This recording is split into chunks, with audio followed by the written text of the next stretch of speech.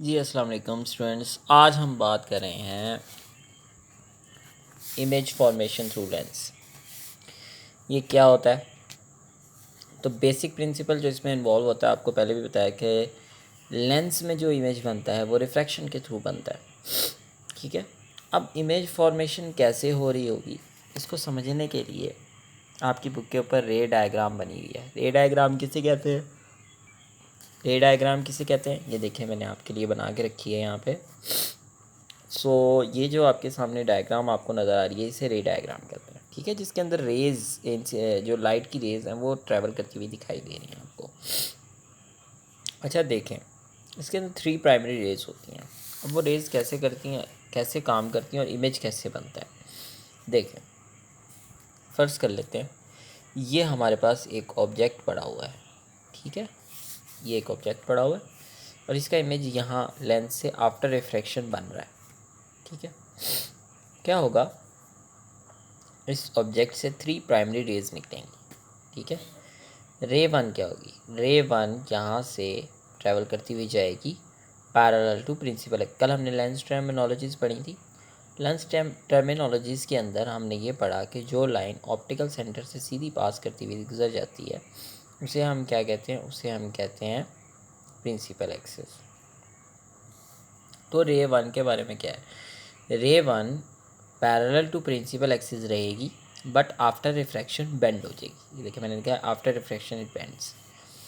और जो रे 2 होगी वो क्या करेगी? वो ऑप्टिकल सेंटर से सीधी क्रॉस हो जाएगी without deviation, without refraction. Optical centre में से सीधी जाके क्रॉस हो जाएगी और एक पॉइंट पे जाके मिलेगी। और तीसरी रे जो होगी वो क्रॉस करती हुई जाएगी और फिर आफ्टर रिफ्रैक्शन जो है वो हो जाएगी पैरेलल टू प्रिंसिपल एक्सिस। ठीक है, तो इस तरह से ये जो तीनों रेज होंगी ये जाके एक ही पॉइंट पे मिलेंगी, कन्वर्ज हो जाएंगी और कन्वर्ज होके क्या बनाएंगी? ये इमेज बनाएंगी। अगर आप देखें तो यहाँ से हमें कन्वर्जिंग और डाइवर्जिंग भी पता लगता है। देखें, ये रे को जाना कैसे चाहिए था? ये रे को इस तरीके से ऐसे जाना चाहिए था और ये वाली रे को कैसे जाना चाहिए था? ये वाली रे को इस तरफ जाना चाहिए था। यहाँ पे देखिए आप, स्ट्रेट आ रही है, लेकिन क्या हो रहा है? ये दोनों रेस कन्वर्ज हो रही हैं, इकट्ठी हो रही हैं एक पॉइंट के ऊपर। तो इस तरह से, जिसकी वजह से इसको कन्वर्जिंग लेंस भी कहते हैं। अच्छा, अब हमें जो है कनकेव लेंस की देख लेते हैं डायग्राम। वो किस तरह बनेगी, यानी जो उसकी रे डायग्राम अगर आप बनाएं इमेज फॉर्मेशन के लिए तो वो कैसी बनेगी? अच्छा, जो प्राइमरी रेज आपको कॉन्सेप्ट बताया वो यही रहना है। ठीक है। अच्छा जी, ये ऑब्जेक्ट पड़ा हुआ है आपके पास और इमेज जो है वो यहाँ बनेगा। अब देखें, पहली रे जब पास करेगी तो देखें पहली ray parallel to principal axis रहती है और आफ्टर रिफ्लेक्शन वो बेंड हो जाती है पैरेलल टू प्रिंसिपल एक्सिस, और आफ्टर रिफ्लेक्शन क्या होना है? उसने बेंड हो जाना है। तो इसमें क्या होता है कि इसका फोकस जो होता है वो विजुअल होता है और फोकस हमेशा यहाँ बनता है। तो ये यहाँ फोकस बनाएगी और इस तरीके से जो है बेंड हो जाएगी। ठीक है, दूसरी रे जैसे ऊपर था ऑप्टिकल सेंटर से पास करेगी, यहाँ पे भी वही रे जो है ऑप्टिकल सेंटर से पास करेगी। ठीक है, और तीसरी में क्या होगा?